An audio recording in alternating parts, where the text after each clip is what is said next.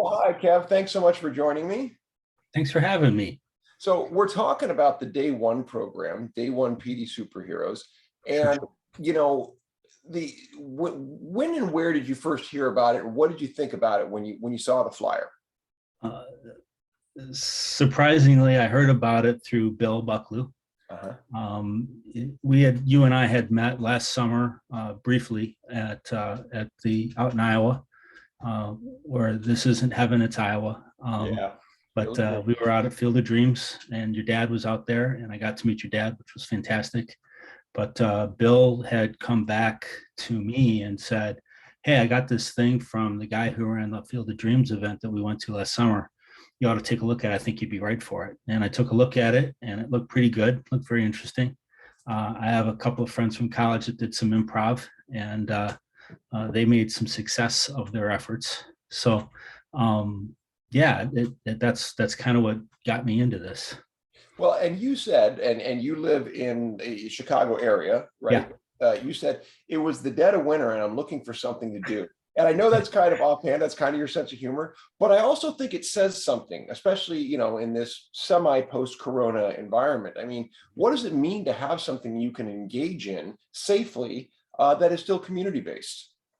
It's really important, and given the diagnosis that I have, there's a very strange force amongst those of us that have Parkinson's, and that is to just kind of hibernate and hang out alone and just do what we do and just not really be very social. Candidly, I think it's not a good idea to be alone and to not engage in social activities and such. And I'm very lucky that I have good friends here in Chicago and other places around the country and the world to be able to engage with them and be it telephone calls or whatever. But I think literally I got that flyer and we were going through one of those 10 below zero type 3 or 4 days of bitter cold. And I said, it's no reason to go outside. I might as well just stay in, and this looks like it might be interesting. And I knew of you, didn't know you well, but I knew of you, and I knew that the thing last summer was a lot of fun, hitting home runs into the corn.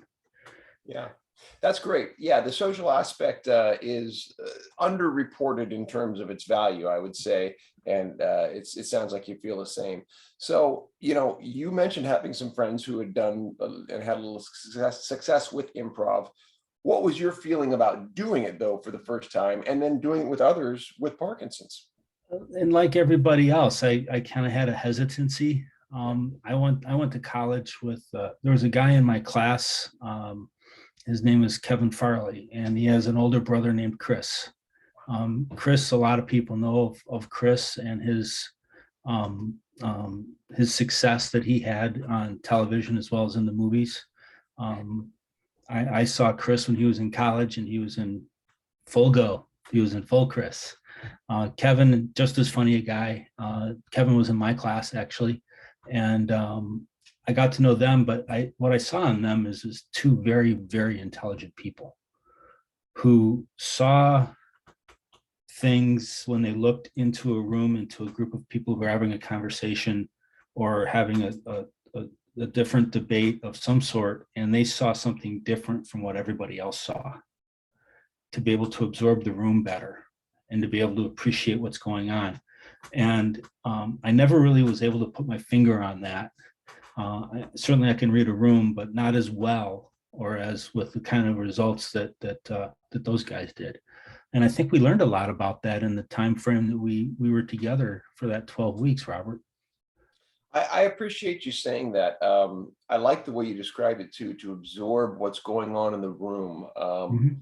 I'll just share a quick sidelight story. There was I studied with Second City out in Las Vegas, and some very gifted longtime performers would occasionally put on a show just for us as students.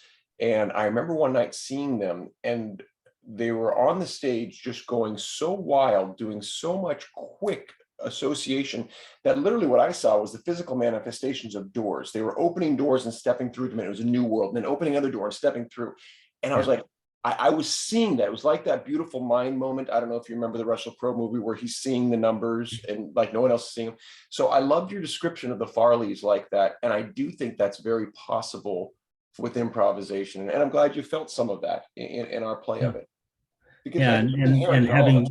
having living in being a lifelong Chicagoan, I've been down to Second City many times, Right. and enjoyed their entertainment, and it is really a fun time to go down there. And I think we actually bought tickets for each other for Christmas to go down there and see that. So we had a really good time with that.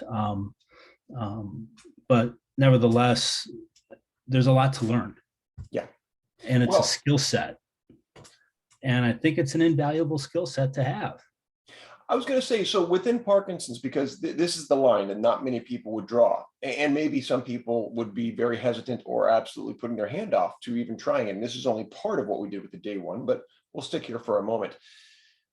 Why do you think people would, what kind of fear would they have, or what hesitancy would they have to joining improv, people within Parkinson's groups? You know, there are many people in our group who have difficulty with the physical manifestations of the PD. They have difficulty speaking, which would be certainly one issue. And for sure that the folks that were in our group, I applauded the one gentleman in our group who showed dramatic improvement in his speech as we went through that time. And I genuinely think that part of that improvement that he was able to obtain, granted he got some outside help, but I think part of it was our group because he wanted to participate more. But there's other things that keep people with PD kind of down, or not down, but not participating or not contributing as much as they have to contribute. And a lot of that has to do with just some of the challenges that come from this particular illness. Mm-hmm. And the challenge is it's progressive. That's It right. builds on itself, and it's not arithmetic, it's geometric. It absolutely multiplies on top of itself. And it makes things a lot harder for us to make sure that we get out on the street, and that it's important that we have that socialization capability, and that we have people that we can talk to and support us. Yeah. And so, I spoke to it many times. The reason to do improv from a design aspect for me is for you guys to develop exactly that, a community feel, to recognize that you're going on a journey together and that there are going to be challenges on this journey. There's going to be times you maybe don't want to do or face some of the things that come up in the journey. So let's get into that a little bit. When I presented the hero's journey, Joseph Campbell, and this kind of structure, what did that sound like? What did that feel like to you? It sounded like someone who had I took a lot of philosophy in college. Mm-hmm. And it sounded like someone who had taken some time to themselves and had a lot of introspection and had a lot of understanding of how the world worked, and applied a lot of that understanding and how that world works, to make it so that they can have a successful life, to make their life better. And it was the steps that were involved and the different activities that were involved that got us to that point. Right. So, does that make any sense, Robert? Am I absolutely, speaking gibberish? broadly. I mean, I understand. I mean, you're talking about this framework, this structure, right? That we were, because Joseph Campbell's the guy who developed it, and then Chris Vogler makes it for the movies, and I added out a piece of what they did and applied it to Parkinson's. So if I'm hearing you, and maybe yes, anding in a way, the validity of telling, of first knowing and then sharing your story for a person with Parkinson's is what's the value in knowing and telling your story? There's several pieces of value that come from that telling. Number one, it says that it gives other people an appreciation of where you've been and what you're doing now. It gives people an appreciation for your challenges. It gives people an appreciation for the things that you're doing to surmount those challenges, to be able to extend yourself I go to rock steady boxing. I do a lot of physical activity and exercise. I do a lot of social efforts. And that gets me to the point, and when I tell my story to people, they say, well, you don't seem like you really have Parkinson's. And one of the things that I learned from our class is to be able to say, well, thank you. I've been working really hard at that. And and I do get that a lot, actually. When I'm rightly medicated and I'm out on the street, it doesn't look like I'm anybody special or I have something significantly challenging going on in my life. But I do. I'm not hiding it. Just that's the way that it manifests itself in me. Right. But when we tell our story, not only are we telling our story to be able to convey our personal stuff, but it makes the person you're telling that story to make them inspect their own selves and take inventory. And hopefully by the end, by the time I'm done telling my story, somebody's saying, boy, sure, I'm glad I don't have that shit going on in my life. Yeah. And it's something where I really think that if folks could tell their story very efficiently and very effectively, we'd be able to find more people out there in the world who understand what's going on, and maybe say, I was over at my aunt's house last week for dinner, and she had this twitch in her right leg, and I couldn't figure out what was going on. And to be able to get that help to that person, maybe it was something, maybe it was nothing, who knows? But to be able to get the knowledge out there, it took me 6 years to get a diagnosis for my Parkinson's. And I was bugging my docs and saying, what is wrong with me? Yeah. I'm having a tough time. And the docs kind of brushed me off for that period of time. And finally, somebody got me to a neurologist. And no kidding, Robert, I literally walked down the hallway to the exam room. The neurologist had stopped behind me to watch me walk. I walked into the exam room, and she came in after me, and she said, "You have Parkinson's." Yeah, we hadn't met for more than 35 seconds. Wow. And she could tell that easily. Yeah. So, And hearing it like that, was there a combination of relief and fear? What was the feeling when you heard it like that? It was relief. Okay. It was absolute relief. And I wrote a lot about that as we went through our writings. I couldn't figure out what was happening with me, what was happening with my physicality, what was happening with my mood, especially with some serious issues as it relates to depression, anxiety, and those things still are part of my life, and I have to manage those. And it's very, I spend a lot of energy and a lot of time making sure that I manage those things appropriately, because that can take me down. And all of a sudden I find myself sitting in a chair in the living room watching the Idiot Box. And I don't want to do that. I want to be out and about on a beautiful summer day like today and do things. Right. So, and like you said, engage with others, because here's one of the things that I think telling your story to Yes And does, is it allows other people to see the wholeness of you, right? You're not, the relief of understanding, okay, Parkinson's, great, that's that. But Kevin Murray is not Parkinson's, right? That's just something you deal with. Yeah. It's a part of it's a significant part of my life. Yeah. But it doesn't define me. That's what I want. I don't let that say, oh, Kev's the guy with Parkinson's. No, they're going to say Kev's the guy who likes to race his car on the racetrack. There you go. Kev's the motorhead. He's the Formula One fan. He's the IndyCar fan. Kev's the guy who spends a lot of time volunteering for Special Olympics. Those are the things that I want to be known for and remembered for. Yeah, that's awesome.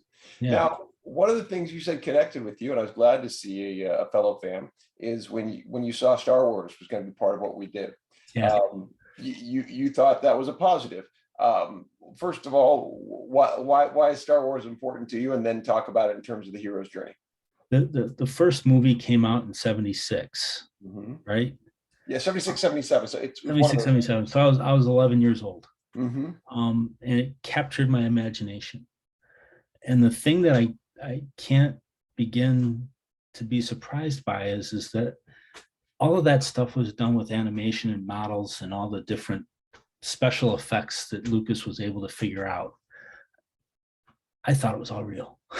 Oh, yeah. I genuinely, I mean, I was just, call me naive, but I said, that's amazing. How can they get the gravity to work on the Millennium Falcon so they can walk around on it in space? And I'm a science and math guy, so it didn't make a lot of sense to me. But over time and now since the movies have spanned time, and my son and I are actually watching the Obi-Wan Kenobi Yes. series on Disney right now, and he and I just love watching Disney stuff together. But we get a lot out of that to be able to see there's a lot of pearls of wisdom in that. There's a lot of human truths that are in that. There's a lot of things that are unbelievable in that. But we all can't have the Force. So So, well, these are not the droids you are looking for. Yeah, that's part of the application, though, and it surprises some people, right? There's a lot of mixed reaction. I mean, there are fans of Star Wars, there's non-fans of Star Wars, there's those, what the heck has this got to do with? Right. As it applies to the hero's journey and looking at, here's, let's take the first step, the ordinary world. Luke doesn't know he's a hero, right? He's an ordinary foreign kid, teenager. I think the idea of presenting that, even a seedling, is to say, when people start their journey here, a lot of people struggle with the word hero. How did you feel that, seeing yourself as a hero, and could you then, did Luke's journey at all give you some, guide way to go, okay, I can at least allow myself to go on the journey? Mm-hmm. I've had that title put upon me before. Not doing necessarily heroic things, but the way that I've led my life and the way that I've given back and the way that I want to give back and the things that I do to help other people out. There's nothing better for me than to help somebody at the Special Olympics Winter Games to be able to ski through the gates and earn a gold medal. That just warms you from every different angle. But the hero's journey in Star Wars as it relates to us, that was something much more fascinating. It was a phenomenal story. But until you can kind of translate that into our everyday lives of normal people that are going through what everybody goes through on planet Earth, that's what it is. Right. So my feeling about being a hero is that I've been called that before. I'm not sure I really like it because I don't really want the attention. That's interesting. And there's a reasonable place for the humble hero to do his or their job without taking the attention. And in fact, I think that applies to one of the improv games we play. This one, right? The whole idea with that game is to, give it to somebody else for that reason, right?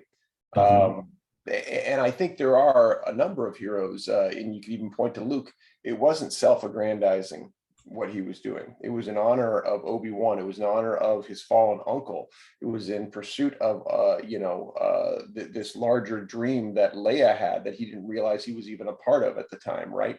And understanding his lineage. Yeah. As he got there, right? Not a lot of, I haven't met a lot of people who understand it when I say this, but I think that movie was more about R2-D2. and I genuinely think that he's the hero. Well, he certainly delivered, didn't he?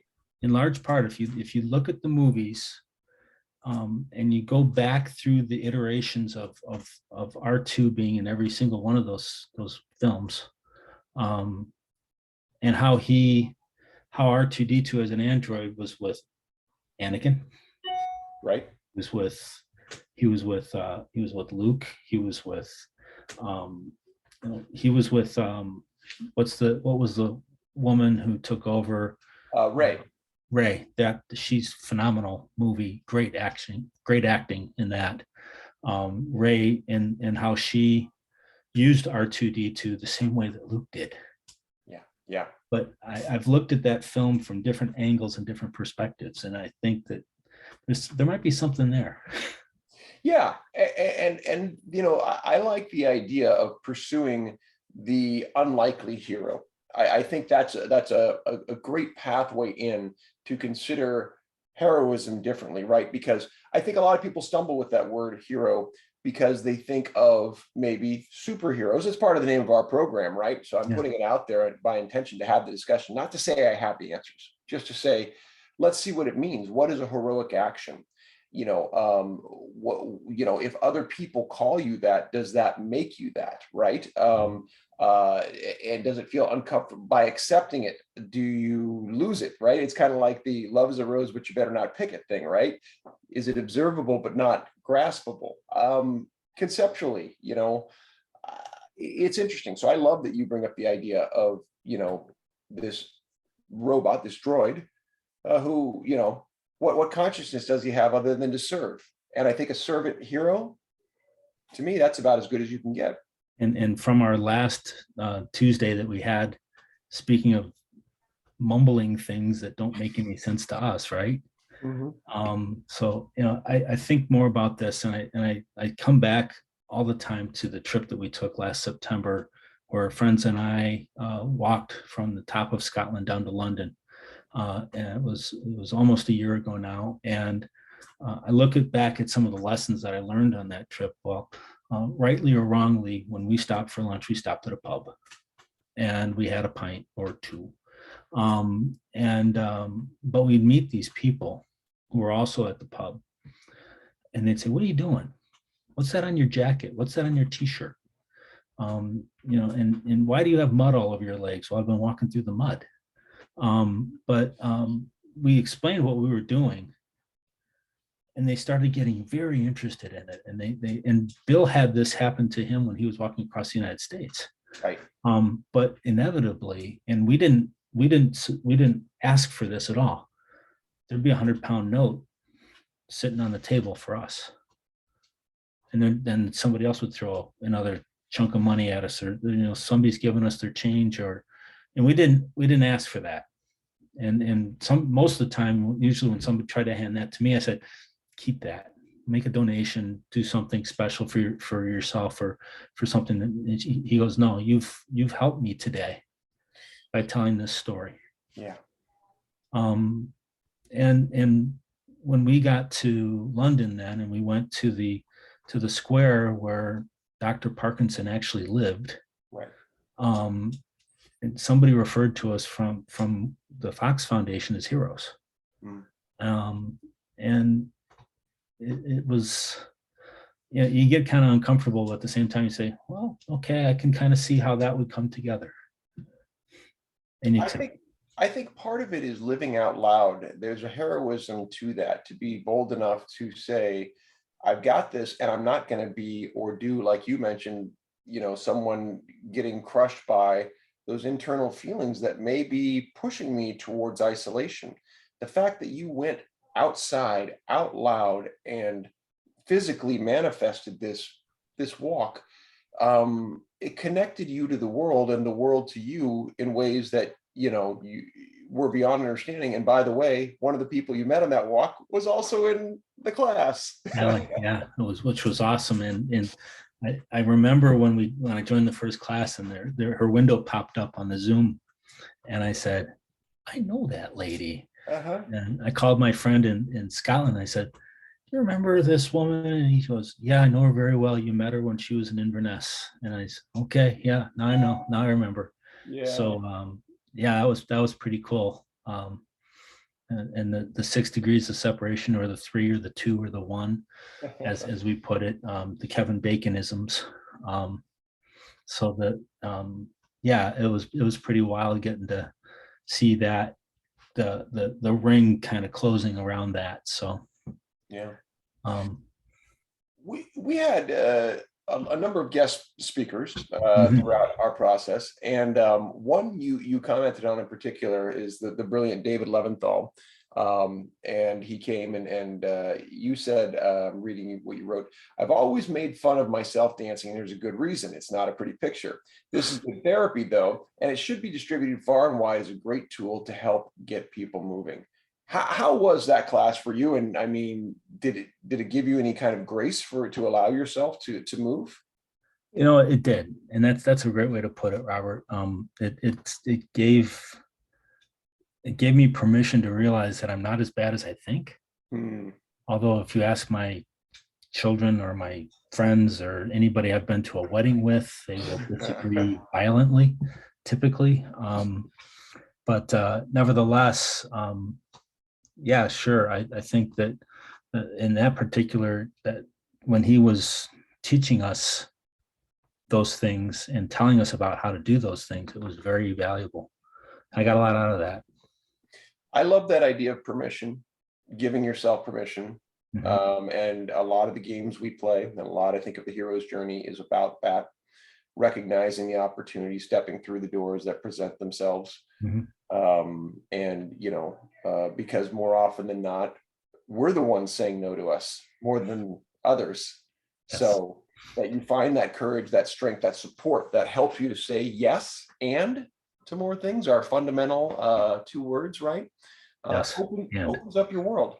yes. And Yeah, very good. Well, we'll wrap with this then. I asked it lastly, how does the hero's journey apply to Parkinson's? And here's what you wrote. You said, "It's the journey, not the destination.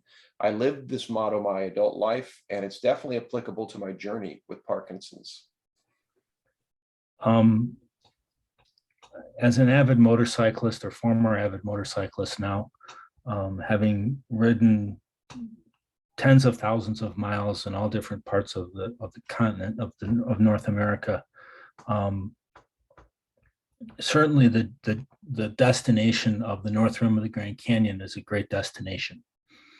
I'll never forget walking up to the edge of that, parking my bike, taking my helmet off, kind of getting everything off of my body because it was very warm out, and going to the edge with my friend and literally standing there for half an hour, not saying anything and just looking out. And certainly that destination was very, very worth it.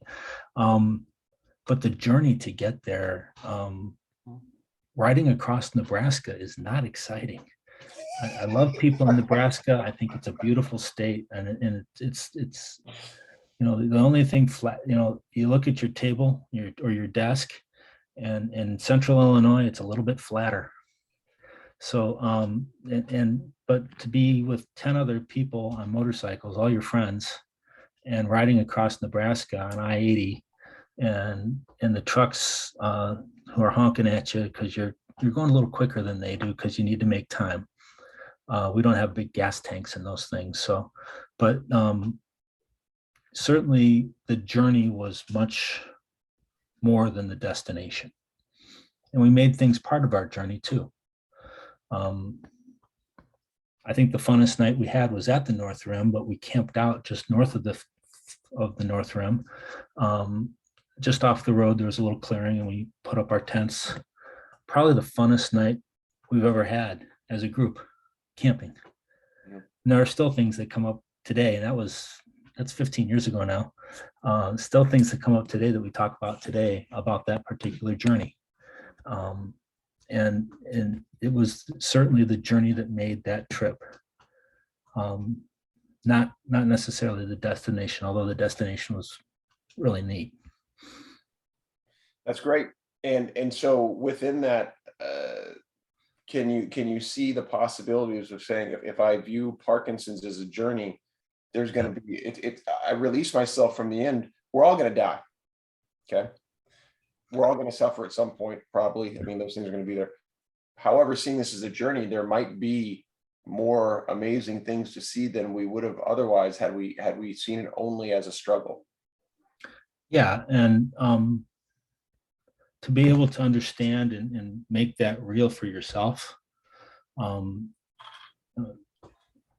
at the ripe old age of 56, I'm here and I'm doing the things that I want to do, and I'm doing the things that I want to make sure that I get done before I have much more troubles getting around or being able to transport myself.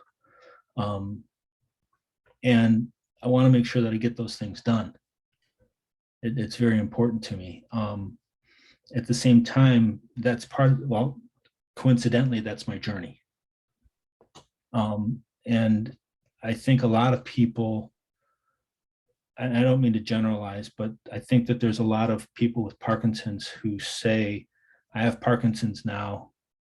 I have to sit down and relax, and I have to just put my feet up and watch the television all day long, or read a book, or try to stay awake, or whatever they happen to do.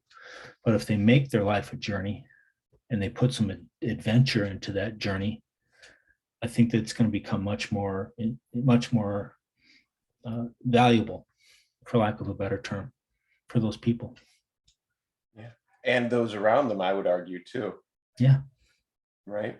Yep. Because people want to know how to help, and if sometimes the way to help is to help someone have more fun, engage more often, Yep. that can have some pretty deep effects. There was a young lady at the Special Olympics, would have been 4 years ago now, because we haven't had the last two. But we were up at the top of the mountain, and she said, "Coach Kev, how do I go faster?" I said, "Well, let's think about that. We've got to be careful when we go faster, right?" Okay. And she didn't understand that. And I explained that she has to make sure that she's making her turns in time, but that if she stays a little lower, she gets down on her skis a little bit, she bends her knees and she leans forward, she'll go pretty quick. And lo and behold, she got down and she went really quick, and she missed 3 gates. And she was disqualified.